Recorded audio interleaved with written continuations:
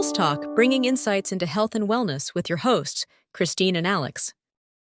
Welcome back to the Deep Dive. Today, we're immersing ourselves in a really critical phase of health, postpartum maternal recovery. Yeah, and it's often undersupported, isn't it? We're focusing on a really fascinating intersection today. We are. It's the convergence of, well, these time-tested, centuries-old, traditional Eastern confinement practices and modern, evidence-based medical science. It's a compelling set of sources we've gathered, actually. But they seem to present this argument almost a tagline. The science of care meets the art of healing. And for a long time, certainly in the West, these two viewpoints felt quite separate, siloed, really. Absolutely. So our goal here is to dive deep. We want to unpack the philosophy behind this ancient wisdom. Right. And then look at where modern medical research actually validates some of these practices. And how one particular model that's referenced quite a bit in the materials AVIDA, how it claims to bring these two worlds together. Exactly. And we need to be really clear for you, our listener.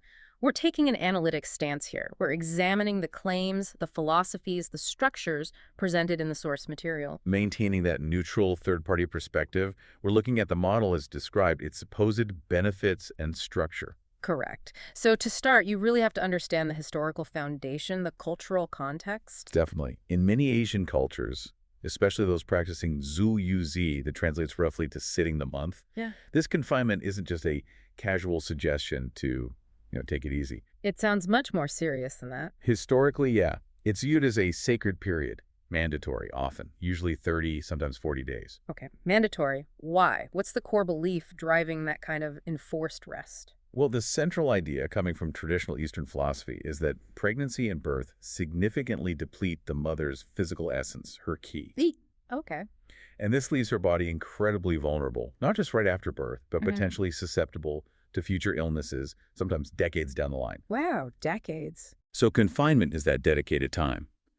It's specifically for rebuilding physical strength, restoring the balance that was, well, expended. And protecting the body somehow. Yes, protecting it from what's sometimes called wind or cold entering the body. The belief is that this intrusion could cause future issues, like arthritis or chronic pain later in life. That puts a totally different spin on it. It's incredibly long-term focused, not just surviving the newborn chaos. Exactly. It's about laying the groundwork for good health through middle age and beyond. The sources captured that well, didn't they? That idea that when a mother heals properly, the whole family's long-term well-being is more secure. It's profound, really. And that belief drives very specific traditional tools. Like what? Things like prescribed foods, often warm foods, specific herbs, enforced almost total rest, and quite strict customized care routines. It sounds very holistic. It is, built on a deep respect for the body's natural but also profound need to recover after such a huge event. Okay, right. Let's pivot a bit then, because as you said, for a long time, Western medicine tended to dismiss a lot of this. Just folklore, maybe? But here's where it gets, I think, really interesting.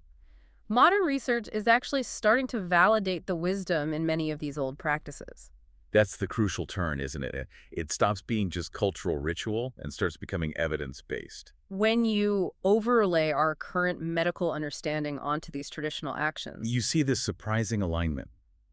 It matches up really well with what science now recommends for postpartum recovery. We can actually look at the why now, nutritionally and physiologically. let's get into those specifics then. I was genuinely surprised reading the sources how directly they connected traditional methods to things we can measure biologically. Okay, take the emphasis on warm cooked meals. Just warm foods. Yeah, why was that so important traditionally? Well, it wasn't arbitrary. Science now confirms warm meals actually aid digestion and circulation. And that's crucial when the body's systems are recovering and, redirecting energy. Oh. Plus, many traditional confinement diets. They're naturally rich in iron, B vitamins, things that build blood and bone. Exactly what a mother needs after blood loss and the nutrient drain from pregnancy and breastfeeding. Right, targeted replenishment. Yeah. What about the insistence on radical rest, like really staying in bed or very close to it? That feels so opposite to modern bounce-back culture. It does. But the sources really highlight that this insistence on adequate rest, it's non-negotiable in traditional views and for reasons beyond just physical tiredness. Okay. Today, we understand that getting enough dedicated rest helps regulate those massive hormonal shifts, especially that rapid drop in progesterone and estrogen right after birth. The hormonal aspect. Yes. By keeping stress hormones like cortisol lower, this mandatory rest actively reduces the risk of developing postpartum mood disorders, things like depression or anxiety. So the traditional rest mandate was actually a kind of preventative mental health care. In a way, yes, a profoundly effective one, potentially. It shields against that vulnerability. And then there are other physical things too, like massage and specific foods. Absolutely. The sources mention gentle abdominal massage, which is common in many traditional plans. Medically, we know that helps the uterus contract, return to its pre-pregnancy size more efficiently. Okay.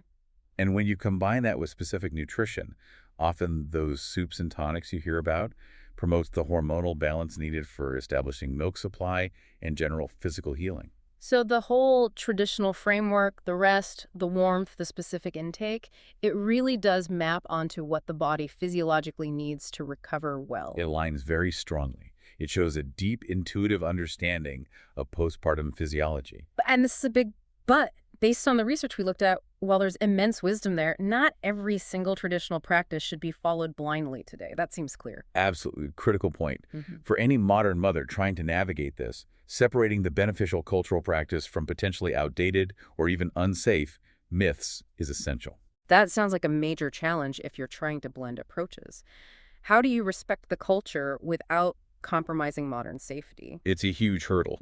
The source material actually tackled this directly, focusing on some of the most persistent myths. Okay, let's hit those. The big one, the one that causes a lot of anxiety, the bathing ban.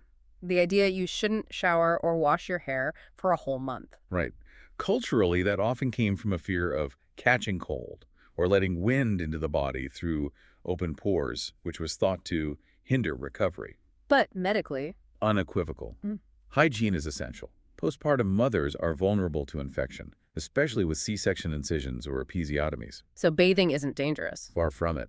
It's safe. As long as you avoid drastic temperature changes like icy water or getting chilled afterwards, it's actually crucial for preventing infection. That specific restriction really needs to be retired. That leads right into the next one, myth number 2, the fear of air conditioning or just cool rooms. Similar root cause, that fear of cold or wind causing joint problems down the line. And the clinical reality. The source material clarifies that joint aches aren't caused by cool air. The discomfort mothers feel. That's related to hormonal changes like relax and loosening joints and the huge musculoskeletal shifts during pregnancy and birth. So avoiding AC isn't protecting your joints for the future. No. Yeah. And actually, overheating can be dangerous postpartum, especially if the mother develops a fever. So maintaining a comfortable, controlled room temperature is really a safety measure. Okay, that's clear. And the last myth area, the traditional remedies themselves. The herbs. Is it true that all confinement herbs are automatically good for every new mother? This is maybe the most critical one where safety and tradition intersect carefully. Many traditional herbs are beneficial things known to help uterine recovery or boost energy. But Personalized medical oversight is non-negotiable. Some traditional herbs can directly interfere with Western medications. A mother might be taking pain relief, maybe antidepressants. oh, right, drug interactions. Exactly. And maybe even more importantly, some herbs could negatively impact milk production or even pass substances through breast milk to the baby. So you can't just take a generic confinement herb package. Definitely not without guidance. Nah. The sources strongly emphasize that any use of traditional remedies must be overseen by a professional team that understands both the herbs and modern pharmacology.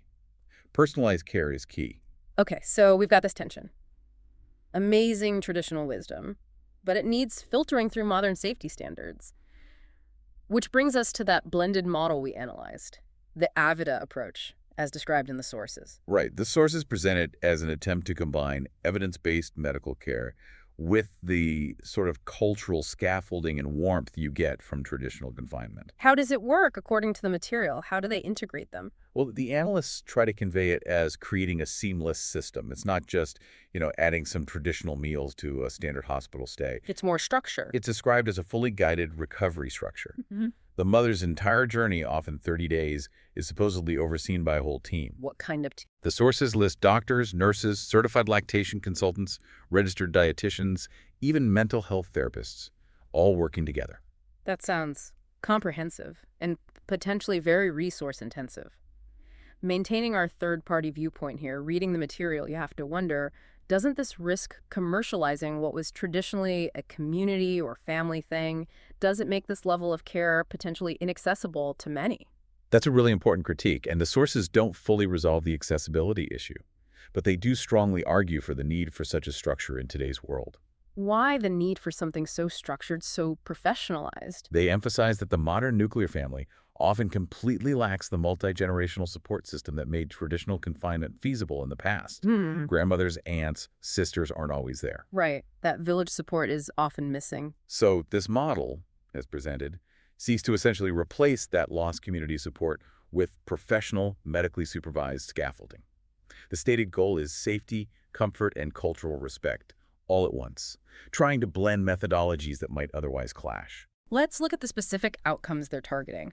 The source material was quite clear, outlining 4 main areas of focus for this guided care. Yes, the goal seems to be truly holistic recovery, beyond just the physical healing. First, a major focus on emotional well-being. More than just a quick depression screening. Apparently so. It involves therapeutic support, teaching stress reduction, making sure the mother has space to process the birth, connect with her new identity. Okay, number 1, emotional health. What's second? Second is tailored nutrition. And again, not just generic healthy food. It's described as personalized meal plans. Created by Dietitians who understand both Western postpartum nutritional needs and traditional healing foods. They aim to ensure nutrient replenishment without interfering with meds or lactation. Got it. Third. Third is physical recovery. This covers guided physiotherapy, expert management of C-section or perineal healing, monitoring the uterus shrinking back, ensuring she regains strength safely. Makes sense. And the fourth area? Fourth is bonding between mother and baby. The idea here is by removing all the other stressors, cooking, cleaning, managing visitors, figuring out care, the mother is freed up. Freed up to do what? To focus entirely on resting, healing, and building that crucial attachment with her baby, that foundation for long-term emotional development. When you list those 4 emotional, nutritional, physical bonding, it really underscores why this idea of guided confinement could matter so much today. Exactly. The modern mother often faces this immense pressure cooker, doesn't she? Recover physically, learn to care for a newborn, manage exhaustion, and often feel pressure to bounce back instantly. While maybe dealing with work emails or other kids. The analysts we reviewed basically argue that modern society often sets mothers up for a really tough time, maybe even failure, in that early postpartum period. We expect superhuman recovery, often in isolation. So the sources position these types of centers as a sanctuary. That's the value proposition they present. A safe space where mothers can genuinely rest, heal, and reconnect because expert care and traditional comfort are supposedly coexisting. Taking that massive management burden completely off her shoulders. Allowing her to just be, to heal and connect. That's the argument made in the material. It suggests we don't necessarily have to choose between respecting cultural heritage and ensuring medical rigor. Precisely. The sources argue that it's possible to achieve both, making recovery truly comprehensive and supported. Okay, so let's synthesize this.